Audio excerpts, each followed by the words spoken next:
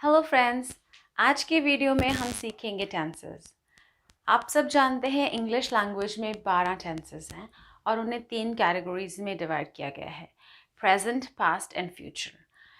आज की वीडियो में हम प्रेजेंट टेंस के बारे में सीखेंगे and we are going to learn about the basic present which is present simple tense. Present simple English language का सबसे बेसिक टेंस है और ये रूटीन में होने वाली चीज़ों को के लिए यूज़ किया जाता है।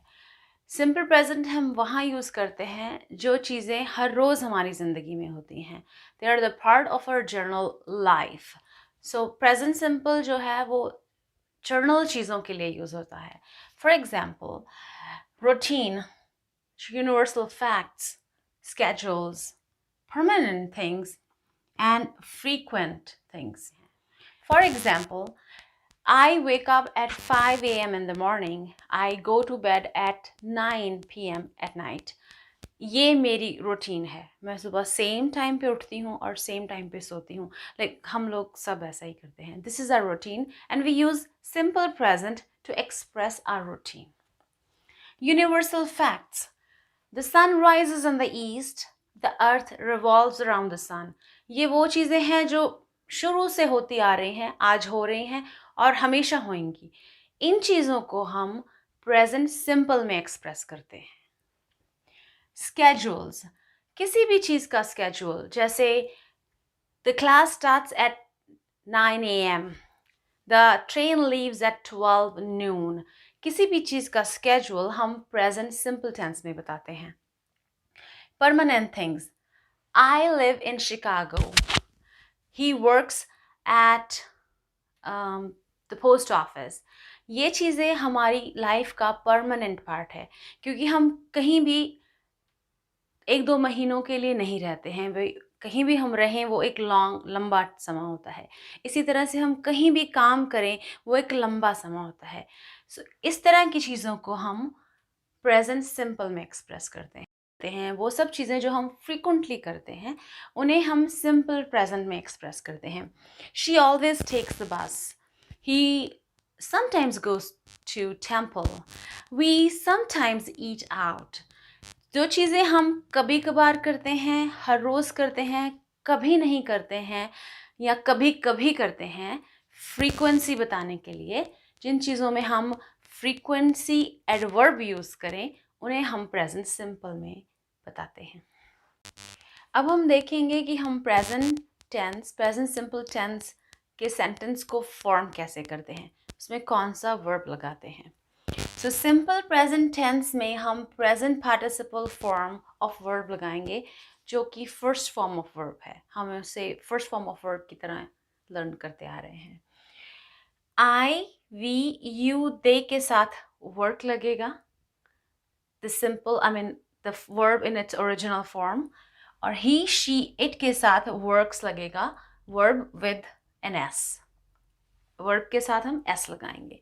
I work, we work, you work, they work, he works, she works, it works. अब ये it कुछ भी हो सकता है. It can be your computer or your dryer. It works. Negative बनाने के लिए हम I, we, you, they के साथ do not लगाएंगे या don't उसकी contraction. He, she, it के साथ does not लगाएंगे, doesn't उसकी contraction. So I don't, I do not, we do not, you do not, they do not, he doesn't or does not, she does not, it doesn't work. It does not work. Question बनाने के लिए हम do और does, जिन्हें हम helping verb की तरह use कर रहे हैं, को बाहर निकालेंगे.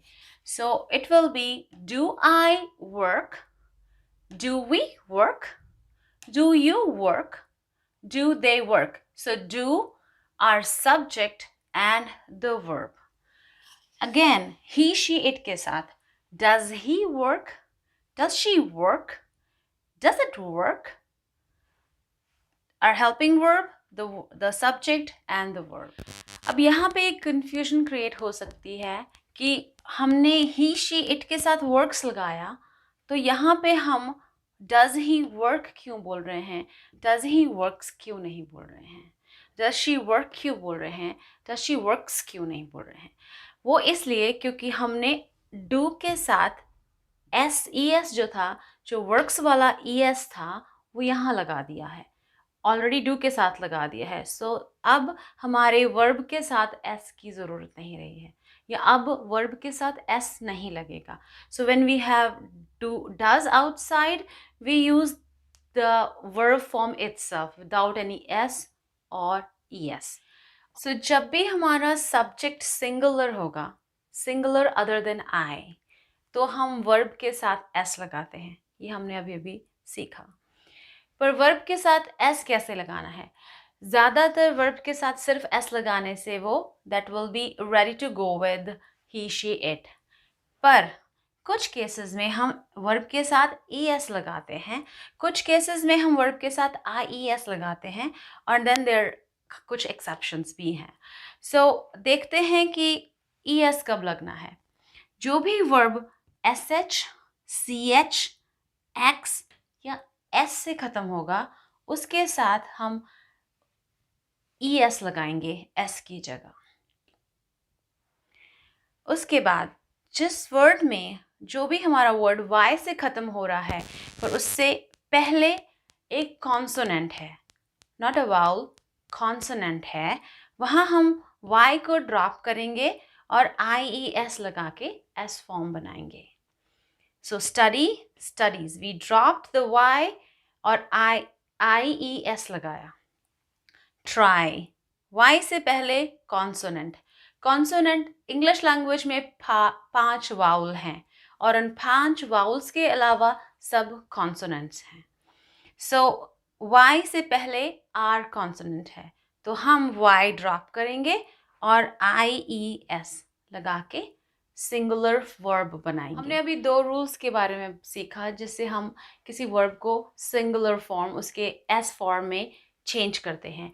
हमारे पास कुछ एक्सेप्शंस हैं, जैसे गो है, उसके साथ वो एस के साथ में नहीं ख़त्म हो रहा, फिर भी उसके साथ ई एस लगेगा। गो, गोज। डू है, डू एस के साथ या सी एच या एस एच या एक्स के साथ नहीं ख़त्म हो रहा, तब भी उसके बाद ई एस लगेगा। These are 2 exceptions. इसी तरह से हैव का जो सिंगुलर फॉर्म है वो हैज़ है। Now it's time to revise what we have just learned.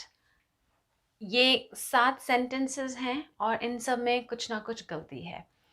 पहले 5 सेंटेंस मैं आपके साथ डिस्कस करूँगी, और जो लास्ट के 2 सेंटेंसेस हैं उनको आप करेक्ट करके कमेंट सेक्शन में कमेंट कीजिए। फर्स्ट सेंटेंस है I am living in Chicago.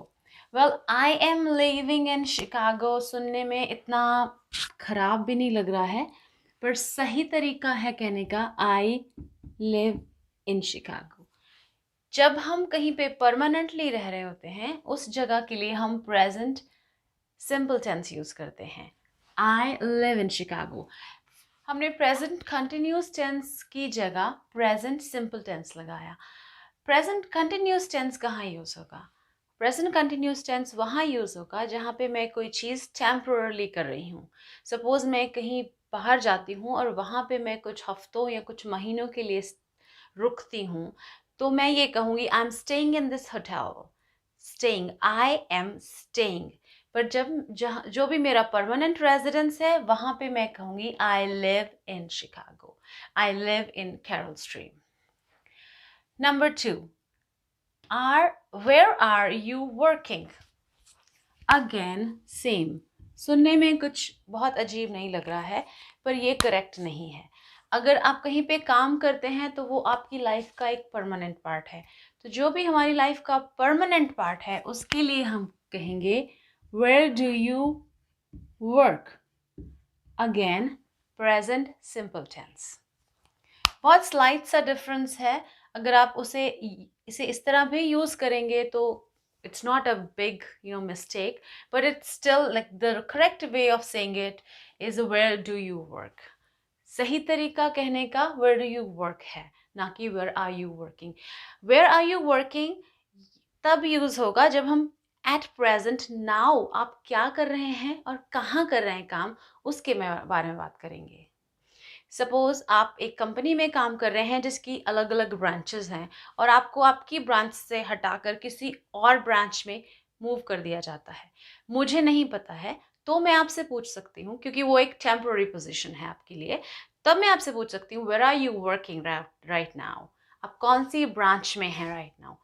अगर मैं आपके एक परमानेंट काम के बारे में बात कर रही हूँ तो मैं कहूँगी where do you work. Next, children cleans the room, इसमें क्या गलती है?